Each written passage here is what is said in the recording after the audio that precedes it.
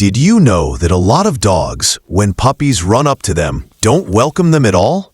Some even snap, growl, or push them away. That's reality inside shelters. Puppies are often seen as annoyances, and the bigger dogs don't hold back. But here's where King Charles breaks the pattern. The same dog who's feared by bullies, the same one who keeps order with just his presence, completely changes when the little ones come near. With puppies, he's got a soft heart. And you can see it in the way he carries himself. The shelter might be chaos, the tension always boiling. But when the tiny paws stumble across the dirt, Charles lowers himself.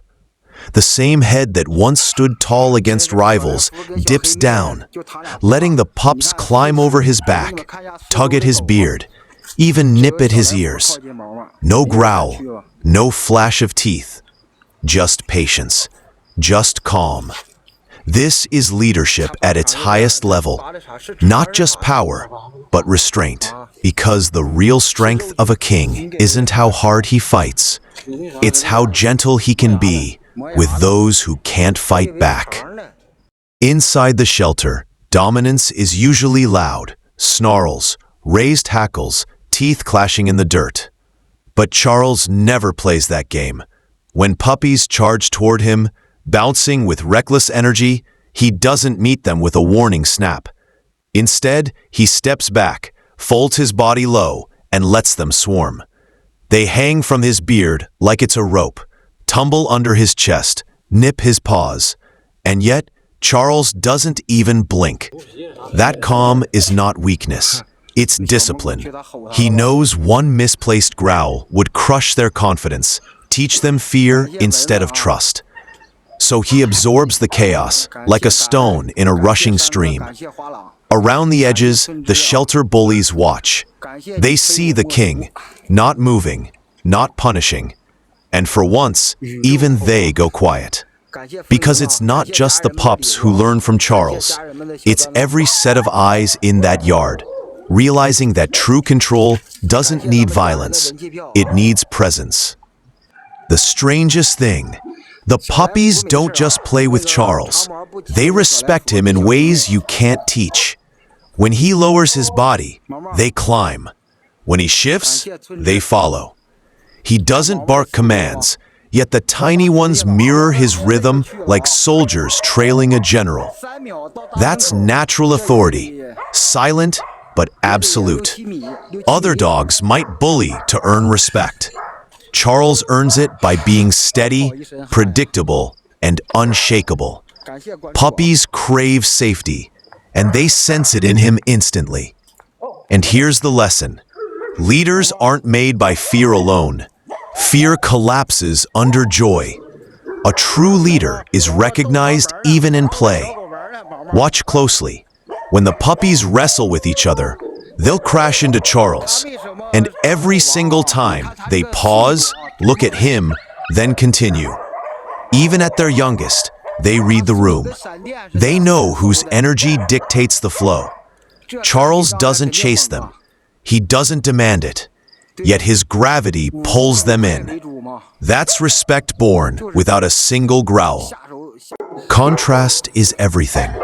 Just days before, you might have seen Charles standing against bullies twice his size, chest out, eyes locked, holding the entire yard in silence until the fight died down. That's the alpha side everyone talks about. But here, with pups climbing his back, that same Dar turns into the softest presence alive. And that's what separates him from the others. Any dog can show teeth. Few can show mercy. In shelters, puppies often learn fear early. They run into the wrong adult, get snapped at, and carry those scars forever. But Charles never lets that cycle start with him. He's not just sparing them from pain. He's giving them a first memory of safety, a foundation to build confidence on.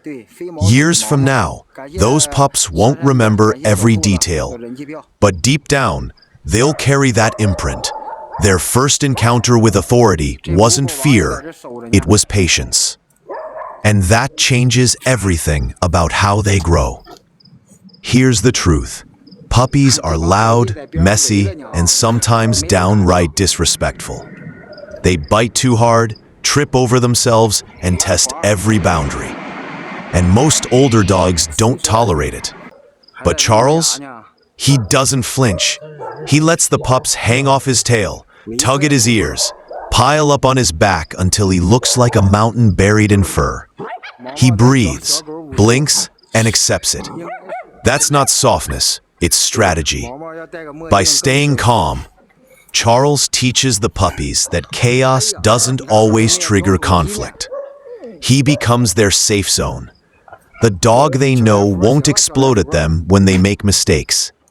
And in a shelter filled with tension, that lesson is priceless, because it shapes how they approach every other dog later in life. They'll walk into conflict with less fear, more balance, more confidence. All because one king decided not to bite back. That restraint is the quiet blueprint of every future leader. Think about it. What's harder? Standing your ground against a rival, or holding yourself back when you have every reason to snap? Self-control is the true test of dominance, and Charles passes it every single time. A pup bites his lip too hard, no reaction. Another one claws at his face, still nothing. You can almost see the gears turning. He knows they're learning, and he refuses to be the dog that teaches them fear. That's where most miss the point. Dominance isn't about punishing mistakes, it's about shaping behavior. Charles molds without scars. He sets the tone for what leadership really looks like, composure under stress.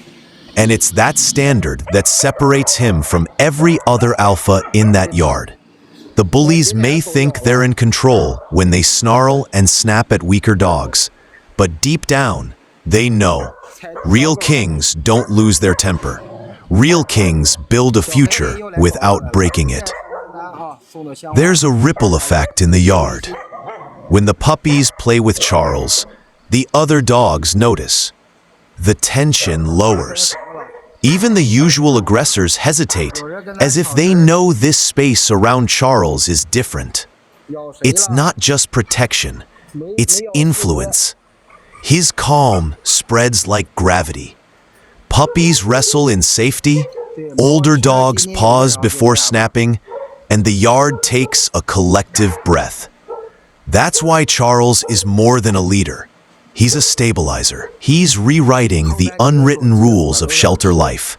Most dogs operate on instinct.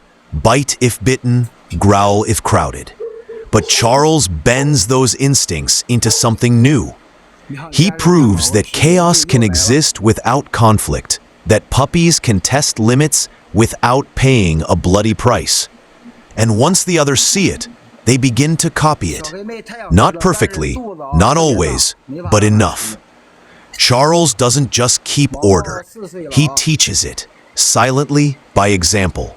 That's legacy in motion. Puppies are future rivals. Every older dog knows that. The little ones grow, get teeth, test boundaries. And yet Charles never treats them like threats. He invests patience in them, knowing they'll one day shape the same yard. That's foresight. He's not just tolerating play, he's planting order in the next generation. And this is where you see the difference between a bully and a ruler. A bully breaks what threatens him early. A ruler prepares them, molds them, and ensures loyalty before the challenge even comes. Years from now, when these pups grow into adults, they'll remember who let them climb his back, who never turned on them when they were weak. That memory becomes allegiance. And that's why Charles isn't just winning fights in the present. He's securing peace in the future. The pups don't just play on his back. They grow under his shadow. In the end, this is why Charles is king. Not because he's the toughest fighter or the loudest presence, but because he embodies balance. Ruthless against bullies, yet tender with the weakest. That duality is rare in any species. Puppies crawling on him aren't just playing. They're living proof that strength and compassion can coexist in the same frame. And that's why people can't stop watching him. In shelters, survival usually hardens dogs. Yet Charles defies it. He proves that authority isn't measured in scars, but in the lives you shape. The puppies will grow, the bullies will fade, but the image remains. A weathered dog, calm eyes, standing still as tiny paws climb his shoulders. That's the mark of a leader who's not just feared, but trusted. And maybe that's the bigger lesson for us too. Real power isn't about control. It's about creating a world where even the smallest feel safe in your shadow.